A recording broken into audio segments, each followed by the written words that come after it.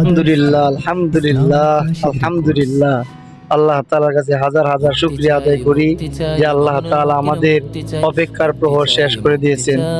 তো আমরা যে কথাটা বলতে চাইতেছি, কথাটা হচ্ছে আমাদের প্রাণপ্রিয় শায়েখ আল্লামা মামুনুল হক সাহেব, যিনি দীর্ঘদিন পর্যন্ত এই কারাগারে বন্দী ছিল, সে মুক্ত বাতাসে বেরিয়ে এসেছেন। তা আমরা সকলেই আল্লামা মামুনুল হক সাহেবের জন্য দোয়া করব যেন আবারও সে মাটি ময়দানে দ্বীনের আলোচনা করতে পারে, আবার সেই বাঘের হুঙ্কার আমাদেরকে শোনাইতে পারেন, যেন যুবকের রক্ত গরম করতে পারেন। আমরা সেই অপেক্ষায় বসেছিলাম, তা আমাদের অপেক্ষার দিন শেষ হয়ে গিয়েছে। আমার আর কোনো চিন্তা নাই, আমাদের শায়েখ চলে এসেছেন। সবাই দোয়া করবেন যেন উনি ভালো থাকেন এবং দ্বীনের কথাগুলি আবার মাটি ময়দানে বলতে পারেন। আসসালামু আলাইকুম ওয়া রাহমাতুল্লাহ।